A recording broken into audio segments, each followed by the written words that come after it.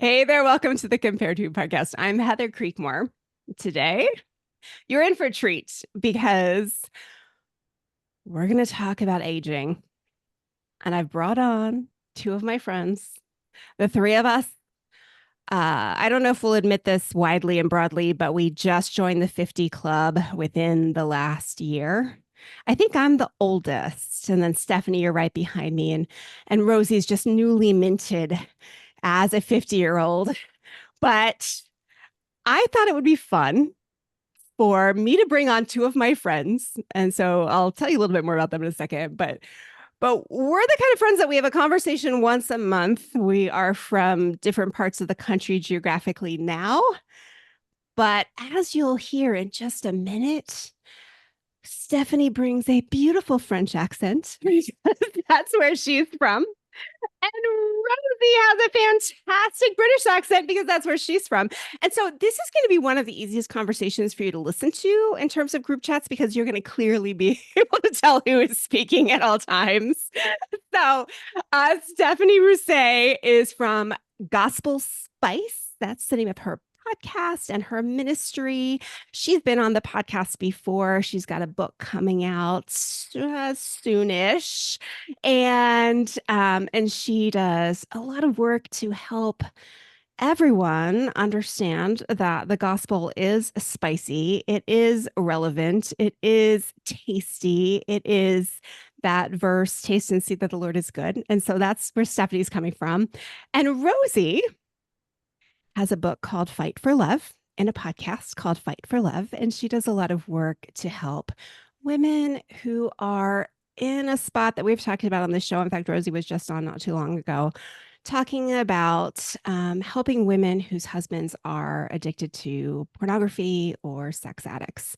So with that long introduction, my two 50-year-old friends, welcome to this conversation on aging.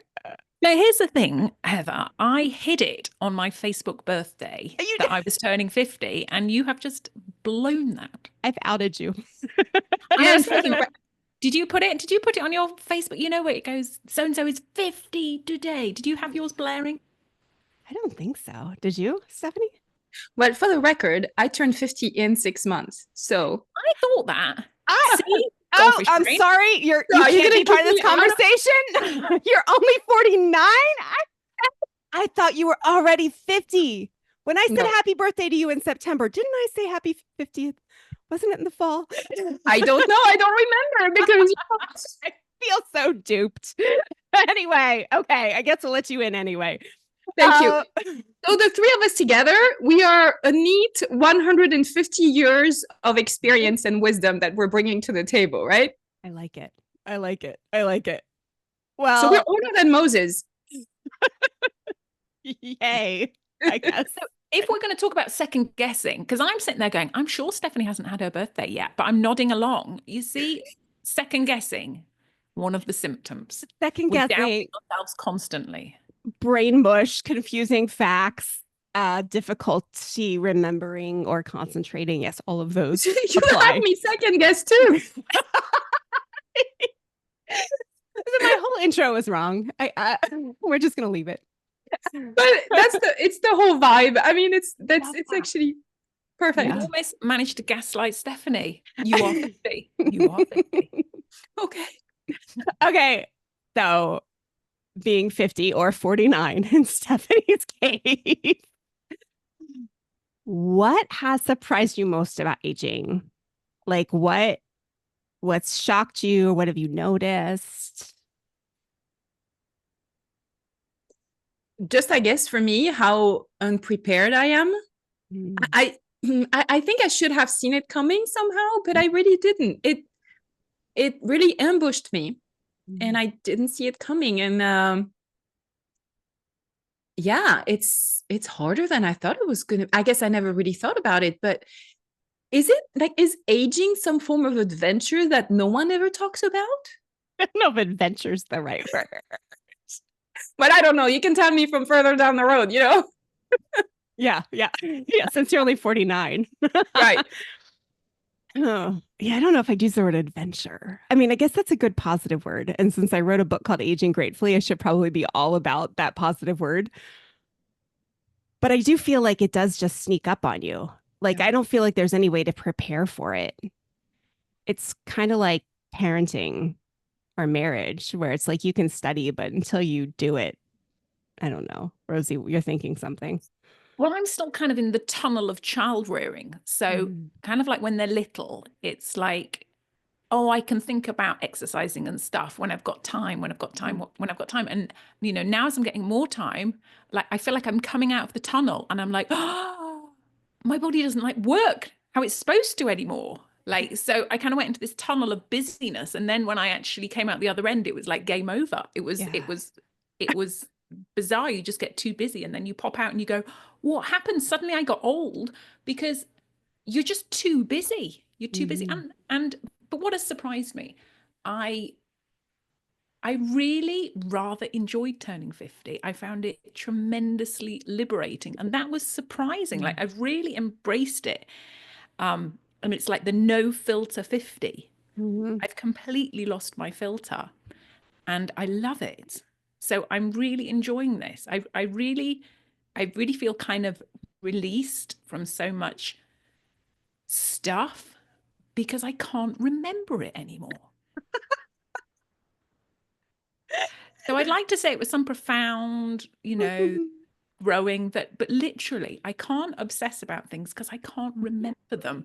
Like people go, oh, remember when that happened? I'm like, oh yes, that's very shameful. When I said that or when I did that. But for the most of the time, I just forget it. And also like with my husband, like I'm a really good wife now because he'll come in and he'll go, oh, I'm really sorry for what I said last night. And I'm like, what did you say last night? Like, I literally can't remember. I'm like, it's like an Etch-a-Sketch memory, like Dory.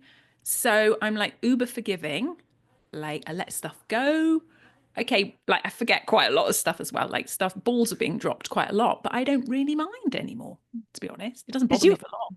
did you guys feel that way at 40? Like was 40 a big event for you? Ooh.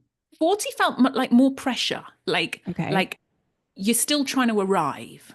Mm. Have I got this by the age of 40? Am I where I should be? 30, that was real pressure. That was like falling off a cliff.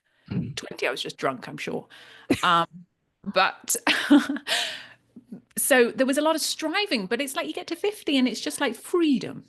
Yeah. It's just like, I'm so like, I know what I like now and I'm happy with what I like. Like, I know what looks good on me.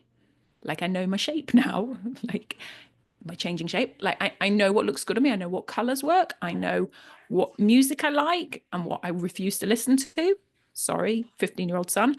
I know what activities. I know that if we're going out for a meal, I want to go early because I still want to go home and watch a bit of Netflix. Like and there's such freedom in that. And I kind of always assumed that growing old was something like people didn't do things, the things that I was doing when I was younger because they couldn't do them anymore. Like they were old but actually you just don't want to. Yeah. And you love the fact that you don't want to. I can see Stephanie nodding. Yeah. And you have no one to apologize for because you really don't care what they're going to think anyway.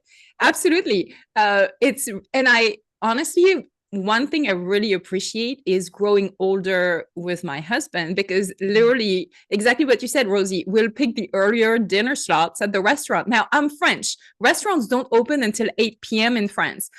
I don't know how I'm going to do that because now I really like the 6 p.m. time slots. It's really, really nice. And then we'll go to dinner and we'll look at each other and we're saying how excited we are to be asleep by 9 p.m. And there's absolutely nothing wrong with that. And we are really realizing that the old people, unlike us, right? The really old people had it right all along. And the freedom of that, I completely agree. Yeah. The freedom, I think, is the not caring. You just can't be bothered. And the freedom to accept all the things you're not and not have to apologize for it or not try to be all those things you were still trying to, what I was in my 30s, definitely. Yeah, there's just so much freedom there. Really, yeah. There's more cellulite, but there's more freedom. It just somehow works together. It sounded like you said satellites, but I know you said cellulite. Yes, I did. I just want to make sure that's I can do clarified for anyone really listening. strong French accent, but I don't think that's good. What about you, Heather? So I loved turning 40. Like, I actually had a friend that wanted to throw a party, and I was like, yes. So I had a big surprise birthday party when I turned 40 that I knew all about and essentially helped plan from behind the scenes. But I loved turning 40. I felt like, wow, like this is fantastic. But 50s hit me in a different way. Like 50 has hit me more in a like, oh, well, you start getting mail from AARP, or there's the commercials for that the consumer cellular, the old person's cell phone service. And at the end of the commercials, one of my dear children noticed that it said ages 50 and up. And they're like, hey, mom, you could get consumer cellular. You can get one of those phones with the big buttons. And I'm like, that's not encouraging to me. The next thing is we're going to get ads for, the help I've fallen and I can't get up. Right. Yeah.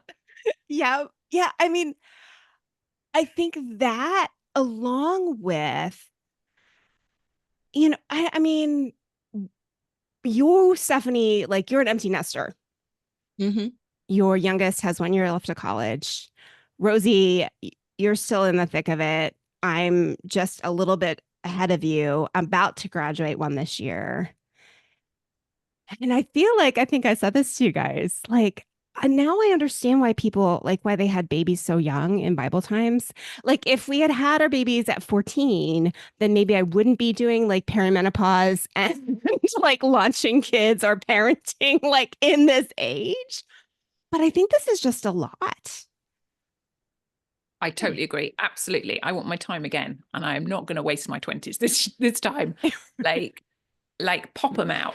Just pop them out. I mean, like, and then I could be like where Stephanie is, like, jet setting, enjoying, instead of like trying to do all the symptoms of aging while dealing with teenagers, right, which is just a great opportunity for growth, I'm finding.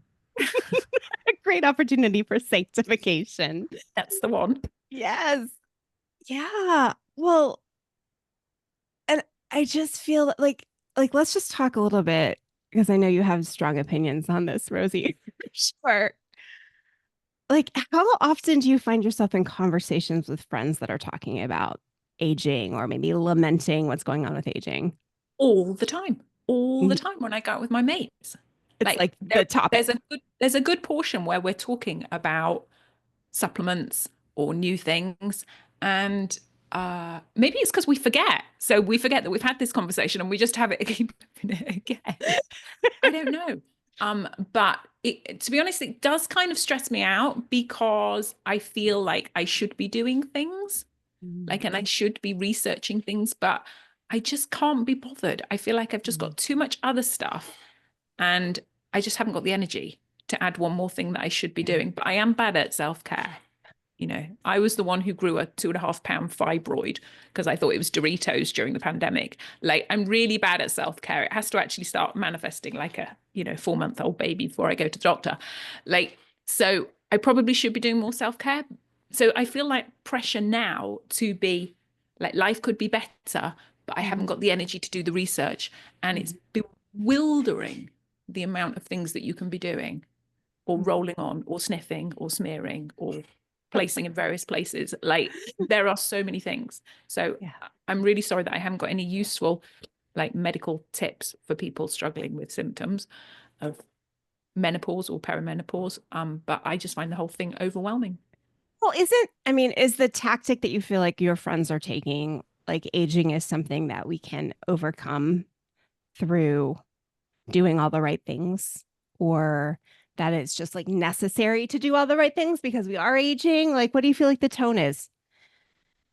I think they're really they're A types. So they're really organized and they're achievers. And I think what they're doing is a good thing, and it really is helping. And they're sharing, this is helping and that's helping, and I feel better. And so I no, I think they're just trying to manage the symptoms and get some relief. Like, let's work out how to sleep. Let's work out how to clear the brain fog. Let's work out what diets are going to help us shift those pounds that just seem like cemented in there now for some reason. So I think they're all really good proactive things that they're doing. But I kind of want someone to do it for me and just say, take this pill so many times a day. But then I'd probably forget, to be honest. So I think it's got to get bad enough that I actually go, like, I'm now screaming at everybody all the time. I need to do something about it. So I think they're being proactive, and I'm just in awe. I'm in awe of their, if you know, proactiveness. Well, I think you become proactive though when you have suffering, right? Like when it hurts, you do something about it. Like, so for me, as the second I stopped sleeping, I went like 7 nights in a row, and I was like, oh no, this is not going to happen. This is a problem that requires being fixed because I cannot go without sleep, and then I'm researching all the things like, oh, you don't have enough estrogen. You don't sleep anymore. Well, that's not going to work out for me. So how do I get me some estrogen? Those sorts of things. I don't know. Stephanie, what are you thinking? I did have a good thought, but I forgot.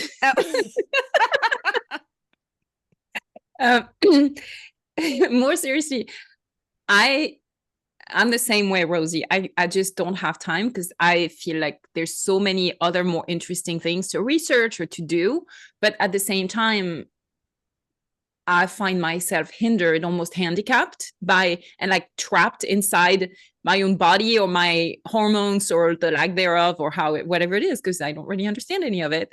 But actually, I think I'm actually even okay with that. Like the freedom of saying some other people need to do all the research. My husband is that way. When something's wrong, he literally, you should see our supplements. It's not even a drawer. I mean, it's a cupboard at this point. It's huge. And I look at him and, that's what works for him. But then for me, it's more, okay, like if there's something as extreme as not sleeping, yeah, I'll pilfer something from his massive wardrobe of supplements. But to be okay with, I think for me, the major thing has been to learn to be okay with those extra pounds that are on because they're not going anywhere.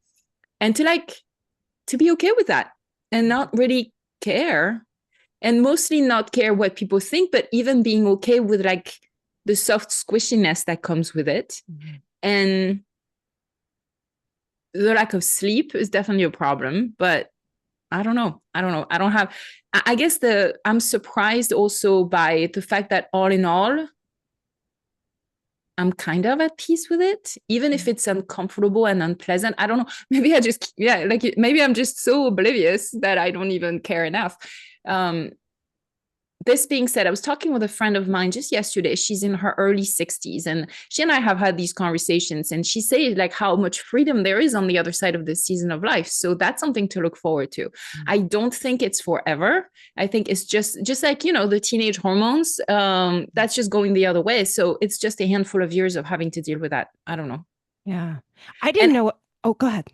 Oh, no, nothing important, but just thinking that age is really relative, and how it really is a matter of learning to be comfortable in our own skin, whatever stage of life we're in. Just last night, my husband was in a meeting, and there's this 80-year-old man who looks at him and he goes, oh, talking to my husband, he goes, and the kid over there. And my husband just like, this is really funny. Okay, we're kids in someone else's eyes. So there we go. Yeah. Oh, I love that. Well, it's, there's aging, right? And then there's specifically this like perimenopause thing, which, I mean, Rosie, I don't know, we're just going to lay it out there. You had a hysterectomy. So that you kind of go through it early then, right? Isn't that? No, I do not know what has happened. I think that's what it is. I know I sound really ditzy, but so they took out one ovary and everything else. And so I said to the doctor afterwards, does this mean that I'm going to go into, do I need some hormone replacement? Does this mean I'm going to go into menopause? And he just went, oh, your body will sort it out. Like, I'm like, oh, okay. The other one will work really hard and compensate. And then literally I turned into a head case. Well, we did move 850 miles as well, like 10 days later. And I did lose a lot of blood. So it was a bit of a rocky start. But then I literally lost my mind, like homicidal, suicidal, you know, I don't know what it's called when you want to kill your children, but I was all of them.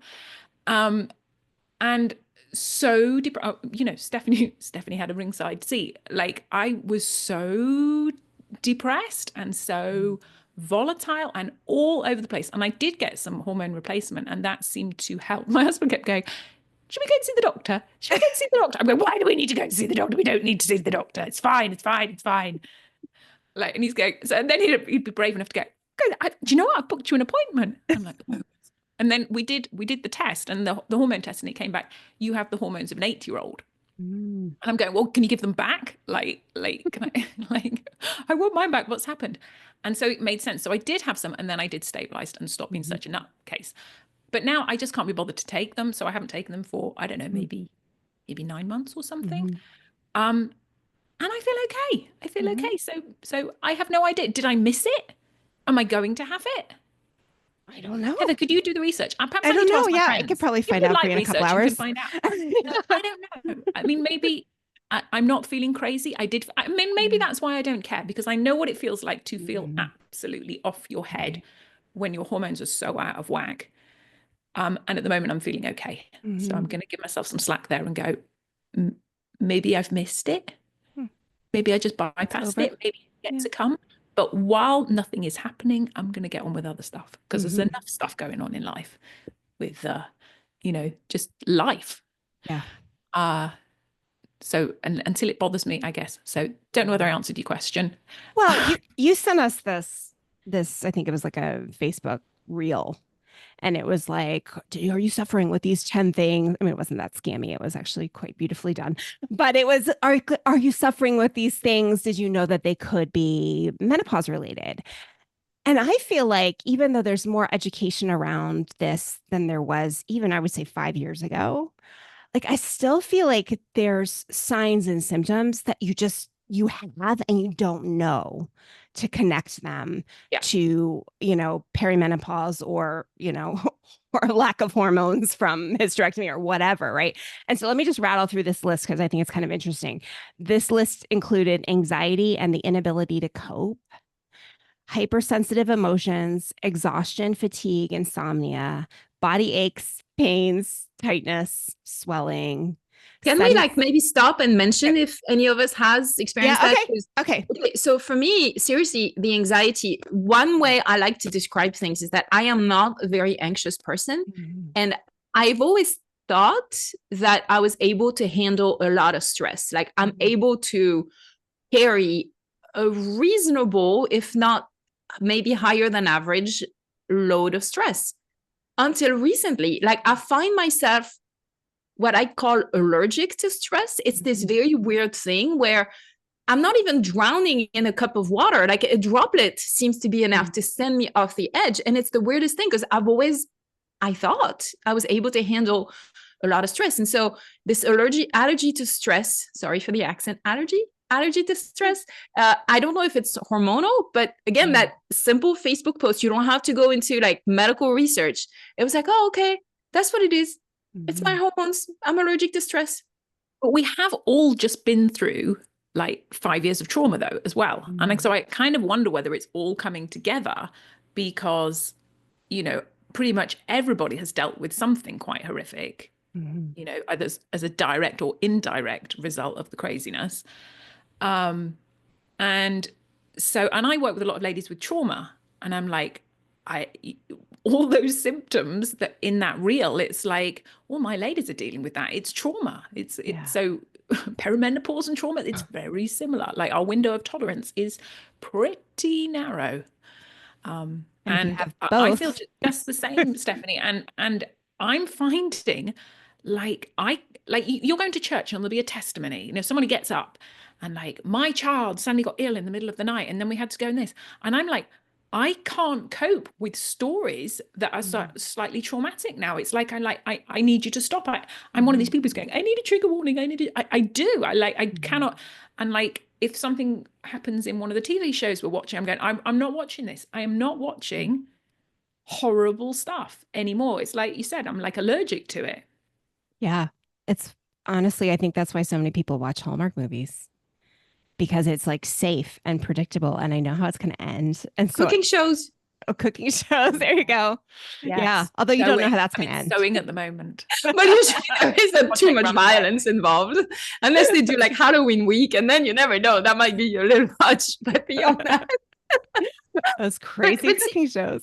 But the permission, like I think at some point I realized that I had permission to be very sensitive to stress, or, you know, okay, to have permission versus to like, okay, what's wrong with me? I need to fix it to somehow get back to where I was. And like you said, Rosie, that's exactly right. I think the last 5 years, and maybe that's why, I don't know, maybe why, Heather, you were saying there's more resources available around the theme, because maybe we've been through so much lately that there's more awareness. I don't know, but permission.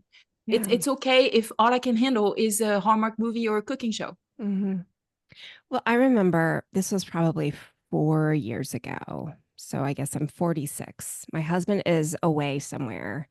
And I mean, like you said, Stephanie, like I used to handle a tremendous amount. I used to run campaigns. I worked 120 hours a week. I mean, I like stress was my, I don't know, Red Bull drink. Like I thrived on it to some degree. A counselor had a lot to say to me about that. But anyway, that's a whole different story, a different episode.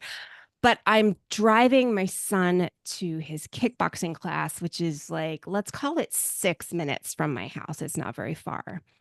And my daughter, meanwhile, I had dropped off somewhere and needed to like bounce from picking him up to like picking her up. And I just was flooded with this feeling and so it wasn't a long time, in this 6-minute drive, that I was going to be in a horrible car crash and something was going to happen to me when I went to pick up my daughter, and just flooded with it. And so I'm like trying to calm myself down, you know, praying, doing all the things that you're told to do. And I'm sitting in the parking lot waiting for my son to come out, you know, knowing I've got a short window to go get my daughter, and feeling very fearful about that part of the window. And my daughter calls me and she says, everyone's already left. My friend's going to bring me home. Okay, now at this point, my daughter's like 13 years old, maybe 14. And so like the whole riding with friends, teenage drivers thing is still kind of a new element to our world. And I'm like, I have no choice. I have to say, yes, you can go home with this girl because I can't leave you at this place by yourself while I'm waiting for your brother. And oh no, I just had this premonition that something bad is just going to be with this. And I am freaking out. And I call my husband and he's just like, I'm sure it's fine. Helpful. And I mean, long story short, she was fine. But I just like, the anxiety was so real, so much. I was like, what is this? And it was probably a week or two later that I saw one of these kind of lists where I was like, oh, this might be hormonal, right? Like, but it's scary. I mean, it's still real. Yeah. And I don't know whether you do this, but I'm like, I'm not allowed to take myself seriously after going to bed or before I've had a cup of coffee. My thoughts are not my friend. Is that anybody resonating with that? Like crazy nighttime thoughts? Yeah. I don't know. Oh no, it's just me. Thanks. It's just you. Yeah. Sorry. I have them all the time. I can't limit them to nighttime. Yeah, maybe that's where I'm at too. I think bottom line, I think what you just said, Rosie, I just can't take myself seriously, period. 24/7. Really. Like, do you guys, okay, you're allowed to say no to that too, since we just kind of did that to Rosie, but I'm learning to literally second guess everything I'm thinking to try to bring it back towards the realm of objectivity. And yeah, okay, when I'm thinking something, is this the right thing? And to second guess I second guess myself a whole lot more, which can be stressful too. But I think the three of us, we are, you know, we suffer from what I call the curse of the capable woman. Like you said, we've been able to do a lot and to accomplish a lot and to handle a lot of stress. And now I think it's we're catching up to reality. Yeah. I heard a podcast where it was talking about how the brain changes when you age. And it was a book all about happiness. Was it? Was it about happiness? See, can't remember. And what they were saying is that you get to a certain age and your brain now focuses on taking all the information you have absorbed through your life and doing pattern recognition, which is why you should be a consultant at this age. Whereas, because you can't be bothered to like start a new career and absorb and hustle and really learn and learn and learn and learn and do that sponge stage. Now you're in the sorting it out stage and disseminating stage. And so I wonder whether there's a link there to what you're saying, Stephanie, about how you're being objective about your thoughts and going, I wonder why I think that. Could it be? And sort of like pulling the pieces together. Because I've noticed that I'm sort of much more, I feel like a lot of my junk is being processed that's been unacknowledged for a really long time. Oh, I'm getting a head nod and a point for those listening. Like junk is coming up, and I wonder if 50 is like when everybody just goes into therapy. I don't know. I don't know. Your thoughts? Yeah, I mean, I agree with not like taking every thought seriously, but then at the same time, this is where I get super jumbled. I'm like, but am I gaslighting myself? You know, like by not believing that thought, or like, is that really what I feel? Is that really what I think? I don't know. And I mean, I just kind of riddle round and round. You know, I've got a decision to make, or I don't know if that's even the right way to phrase it, but I've got something big coming up that requires some faith and some decision, I suppose. And it's, I mean, round and round and round and round and round and round and round. Like, oh, it's scary. Oh, it's fine. Oh, I shouldn't do this. Oh, it's fine. You know, and I mean, it's crazy making. And and really, you know, I do feel like this is back to being a teenager. I think this is how I felt when I was a teenager. You know, I mean, it really, that just came to me, but just it's eerily similar to how teenage Heather would have processed things up and down, up and down, up and down. And I guess that is the restructuring bit of the brain, because that's exactly what the brain is doing during the teenage years. It's deciding what to prioritize and what to let go and what it should pursue. But I wanted to just add in, so there's the part of me is like, you know, second guessing and wondering why am I thinking that? And what are the factors that made me wonder why I'm thinking like that? Like go down that rabbit hole.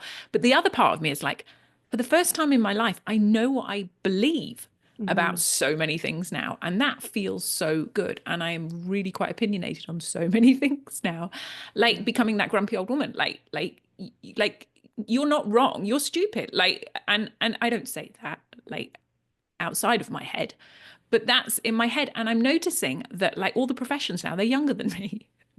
Like, and it's a really weird feeling when you realize that all the grown-ups are now actually you know, the grown-ups who you used to trust are younger than you, and everybody doesn't know more than you.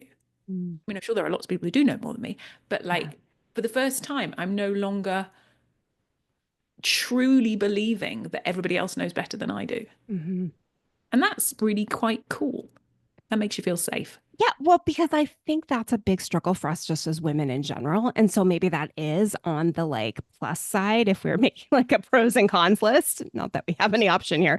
But if you are making a pros and cons list for aging, right, I think that definitely belongs in the pros side, because I think we do spend so much of our lives like doubting and questioning, like, is it okay? Should I?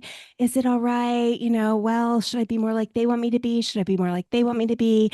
You know, should I do more of this? And then it's like, finally, like, no, I get to decide. And I mean, you know, obviously, prayerfully, hopefully you're seeking the Lord, but, you know, to some degree, I don't have to live for people's approval anymore. I'm not going to die if someone rejects me. It's okay. I mean, even, you know, we all write books. I was thinking about the other day, I'm like, I have a proposal out there, and I'm like, if I get a no, it's okay. Whereas 10 years ago, when I started doing this, like, no was like a dagger to my heart. Like, oh, please, not a no. But it, you know, so I guess that's a plus. But to this list, hypersensitive emotions, I don't know, ask me tomorrow and I might be like, no, if they say no, I'm not going to make it. Right? I don't know. It's a roller coaster. Okay, what about exhaustion, fatigue, insomnia? We talked about that a little bit, but I think the exhaustion has been a bit of a blessing. I write about this in Aging Gratefully because I feel like I am more empowered to say no to things because I know I'll be too tired if I say yes. How about you guys? Yeah. So my husband paid me a really nice compliment the other day, and it relates to being too exhausted to say yes to everything. We were talking about a common friend who is really going all out and is very much striving and working really, really hard. And my husband was looking at me and he said, well, that was you 20 years ago, but since then you've mellowed. And I looked at him and says, is that a good thing? I couldn't quite decide what he meant. And he goes, no, that's a really good thing. And part of it is maybe it's exhaustion. I don't know how she keeps going. Like she's the rabbit, in the, like she just doesn't stop. Energizer bunny. Right. The bunny. There you go. In French, it's a rabbit. So there you go. So I don't know. But like the gratefulness, the thankfulness I feel for having had to slow down, whether it's been forced or whether it's wisdom, we can look at that as wisdom too, but there's definitely freedom in that. And for me, on top of that, I've struggled with chronic pain for a lot of years, and that's physically exhausting because you spend so much of your energy dealing with the pain that you don't always have a whole lot of energy left. But I think in that, it has forced me to say no and to really be ruthless about what I can afford to say yes to. Mm-hmm. And looking back, I don't want to say I'm grateful for that, but kind of. Yeah. I think it makes you use your time much more effectively as well, because I'm toast after 3 o'clock, like nothing sensible is coming out of my mouth. So if I want to do any thinking, like thinking work, researching, thinking, writing, has to be early, to be early. Otherwise it's not going to happen. And that makes it happen because you prioritize it. And so you actually just get a lot more organized. Mm-hmm. So you kind of get more done. And I love routine. Mm-hmm. I love routine. I actually like Monday better than Saturday because I know what I'm doing. Doing. Like there's a block of this and a block of that and a block of this and a block of that. And it's weird. And I never thought I'd like routine. Like routine's restricting. Mm-hmm. I like to go with the flow. It's like, no, give me a routine. Love it. The brain is safe that way, right? Totally. Yeah. Yeah. Well, I think I've found that I'm finally free enough to be like, oh, all work and no play makes Heather a dull girl, right? Like I can choose what I'm doing with my time by and large. I mean, I still have 4 kids at home, at least for a couple more months, and then I'll have 3 at home. But in the time that I do have free, like choosing to do things that I enjoy versus must stick to the grind, keep pressing forward, strive. And I feel like that's been liberating. I've embraced that lie of needing to be productive at all times when we moved to the US, because that's such an American thing. So it's not something that I struggled with before. And it's something I found myself being thrown into about 10 years ago when we moved here. And it is so toxic. It is so toxic to feel like you have to make every moment count and you have to produce something that is worthwhile and that is the very best version of yourself and that is productive to change the entire world or at least your children. And you like at all times, that is so unrealistic. But to sit down and enjoy a cup of coffee, go to a cafe and sit down and have a chat with a girlfriend for several hours where maybe you talk about supplements, but maybe you don't. And you have nothing to show for it except a happy heart at the end of it. Well, that's what I want more of that. Yeah. Let's talk about friendship, because that's been a huge thing that's changed in that I'm really deliberate about my friendships and where I'm putting my time, but how much richer they are because you're not talking about silly stuff anymore. Mm-hmm. Like, well, I was never very good at that, to be honest. Except supplements, clearly. Yes, maybe that's it. I'm just not Those aren't silly. Those are very serious. But like sort of what I would have thought was very boring socializing. Like, we have like a supper club that we belong to, which means somebody picks a theme, and you like, they might say, bring a, what was it? Wine and wigs last time. So of course, everybody completely dressed up. And of course we have like one glass of wine. That's it. It's like in your 50s, you have one glass and it's like, oh, I don't want any more. I'll be getting a hangover by 10 o'clock. But it's such fun, so much more fun than in my 20s, like genuinely belly laughing fun. And that was a surprise. That was a surprise, that actually what I thought was going to be boring socializing is actually so much more fun. And I'm here for it, and I'm excited about the future. And just my friends now, the ones that you kind of like, you don't need thousands of friends, but the ones that I have are really my prized jewels. They really are. And you don't need to be in the same place. You don't need to be in constant contact, but there's something so very comforting about the depth of friendships that happen when you've experienced life together. You didn't have. It's not about pleasure in the moment. It's about really knowing each other, and the freedom and the fun I think we're sort of encouraging people maybe in their 30s who are worrying about getting old here, but like, come on in, the water is warm. It really is. I wouldn't swap. Would you swap? I was thinking about this. Oh, no way. And it's not warm because we've peed in it, I promise. Well, we might have. I was thinking as you said that, I was like, I don't know if only when we laugh, analogy is only when we sneeze. Yeah, does anyone or do jump. that thing? You know, when you sneeze, do you have to cross your legs? Oh yes, absolutely. Although I did the Tighten Your Tinkler program, and that helped. Tighten your Shout out tinkler. for Tighten Your Tinkler. Yeah. You did. Tighten your tinkler. But seriously, friendship, you're so right, because, and I think it takes everyone in that group that you're describing to be comfortable with who they are at their stage, with nothing to prove, no agenda, being okay with like laughing about the things that are happening, and it's just enjoying it. Because truly, I think the big thing is I don't have anything to prove to you, and increasingly less and less to myself even. And so that's, I as I'm listening to both of you, like, the word that keeps coming to mind is freedom. I have physically a lot less freedom, and mentally at times, you know, but generally speaking, just the roaming much more freely and maybe even widely in who I really am, who God really made me. It's like I'm finally meeting the person God had in mind all along-ish. Does that make sense? Yep. Right. Well, I mean, we know that scripture talks about true beauty being inner beauty, but I actually don't think you get to test that until you get to be of a certain age where you're like, oh, I can't compete. Like, oh, like, there's not a chance. I can't keep up with these 20 somethings, these 30 somethings. Right.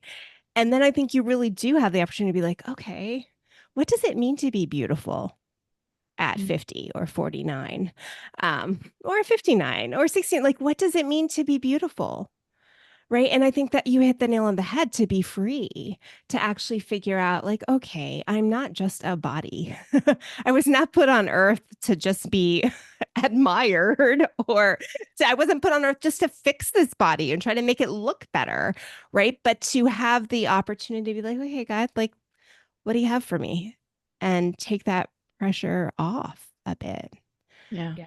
Honestly, for me, one of the most encouraging ways that I try to think about aging is that, you know, exactly what you're saying. Instead of thinking of wrinkles or extra pounds or gray hair or all the things of aging that we would rather not welcome, and that our society or culture completely refuses, it's almost evil to have wrinkles. How have we come to this, by the way? How could it be evil to have wrinkles when, what if we celebrated the wisdom and the mileage that has come? Like, okay, we're 50, to round it up.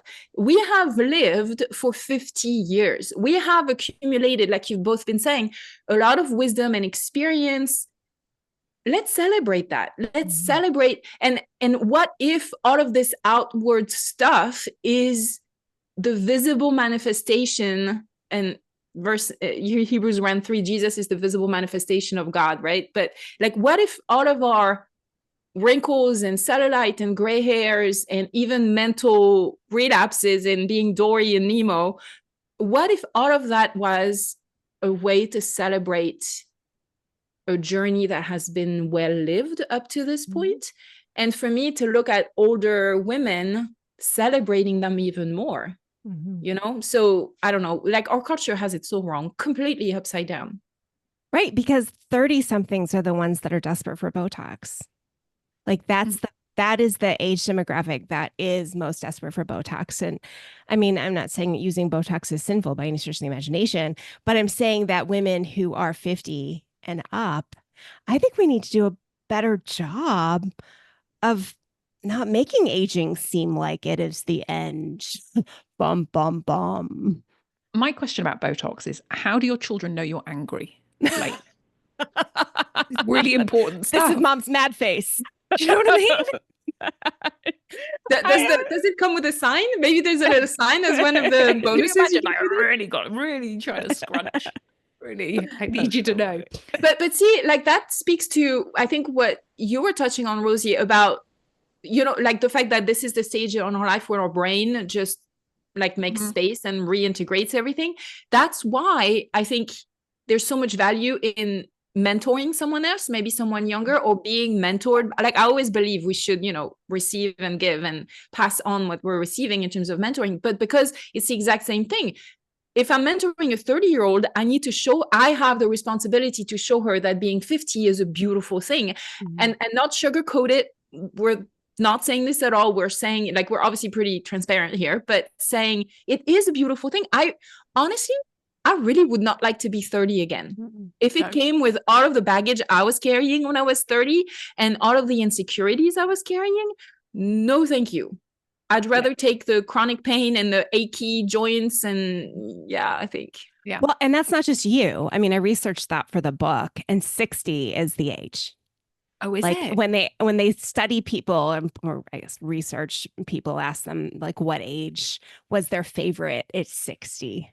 That's cool. So, and no one wants to go back to being 20 or 30 or 40, right? So the best is yet to come for us.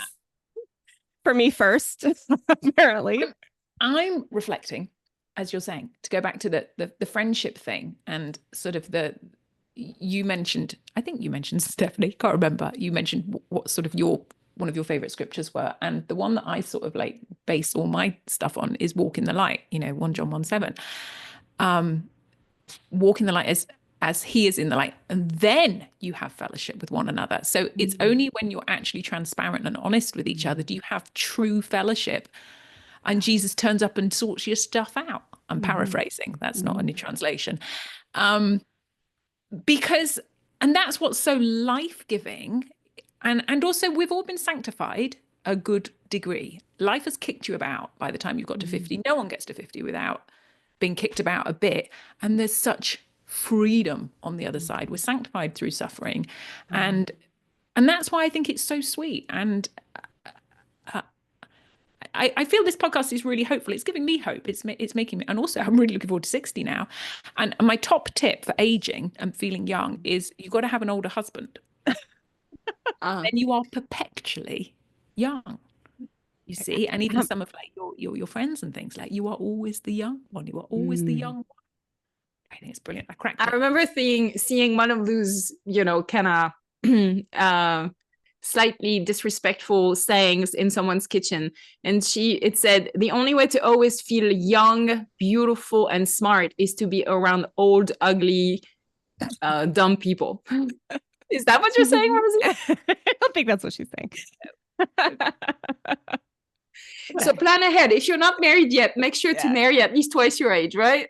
Yeah, but well, no, that would be weird now. Now there'd be no, there wouldn't be 100. That doesn't work out like that. The math doesn't work out like that. No, there's probably some parameters there.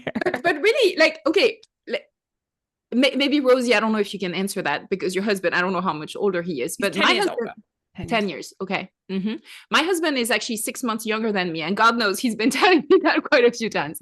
But like, I don't know, Heather, or maybe Rosie too. I felt like I was aging faster than he was, and he stayed younger, looking longer. But it's, dare I say, it's kind of catching up with him. The last few couple of years, like, there's a lot more gray in his beard and his hair, and like, so part of me rejoices over that because we finally have this in common and we can talk about aging together, you know. But part of me was also, I honestly remember a few years ago feeling a little more insecure. My husband has always looked significantly younger than his age. And seriously, our son looks a whole lot like him. And it used to be when our son was 10, 12, 15, and Jonah was in his late 30s, that or early 40s. I can't do the math because that's another thing. Math. I used to be really good at math. Gone overnight. But like they used to get asked if they were brothers. And I would get so insulted because what am I, like the grandmother? Grandma. But no more. Hallelujah. No one has asked my husband if he was my son's brother anytime soon. And it just, this community, I don't know. Yeah. So I felt insecure about the fact that I was physically aging so much faster than he was, but it catches up apparently. I also think, I mean, my husband's always looked young too, and it has caught up to him too. But looking at the older pictures, that's where I see like, oh, I don't look like that, but he doesn't look like that anymore either. And that helps me. And maybe it is, maybe it was me being overly focused on how I was changing and maybe not noticing his changes as much, which is a form of insecurity, I guess, and self-centeredness. So there you have it. Well, ladies, this has been helpful, I think. I don't know. It's been fun.